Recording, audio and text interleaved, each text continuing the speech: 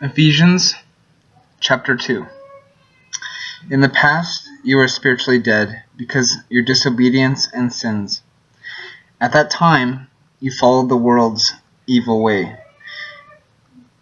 You obeyed the ruler of the spiritual powers in space, the spirit who now controls the people who disobey God. Actually, all of us were like them and lived according to our natural desires, doing whatever suited the wishes of our own bodies and minds. In our natural condition, we, like everyone else, were destined to suffer God's anger. But God's mercy is so abundant, and His love for us is so great, that while we were spiritually dead in our disobedience, He brought us to life with Christ. It is by God's grace that you have been saved. In our union with Jesus Christ, He raised us up with Him to rule with Him in the heavenly world. He did this to demonstrate for all time to come the extraordinary greatness of His grace in the love He showed us in Jesus Christ. For it is by God's grace that you have been saved through faith. It is not the result of your own efforts, but God's gift, so that no one can boast about it.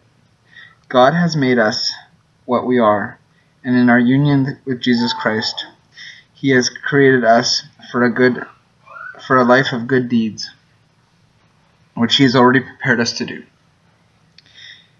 You Gentiles by birth, called the uncircumcised by the Jews, who call themselves the circumcised, which refers to what men do to their bodies. Remember what you were in the past. At the time you were apart from Christ. You were foreigners and did not belong to God's chosen people. You had no part in the covenants, which were based on God's promise to His people. And you lived in the world without hope and without God. But now, in union with Jesus Christ, you who used to be far away have been brought near by the sacrificial death of Christ.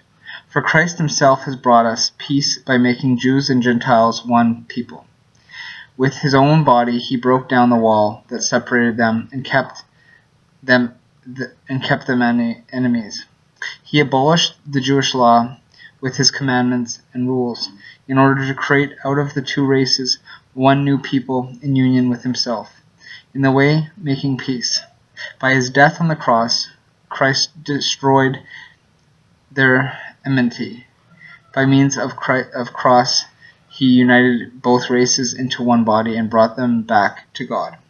So Christ came and preached the good news of peace to all, the Gentiles who were far away from God, and the Jews who were near to Him. It is through Christ that all of us, Jews and Gentiles, are able to come in this one Spirit into the presence of the Father. So then, the Gentiles are not foreigners or strangers any longer.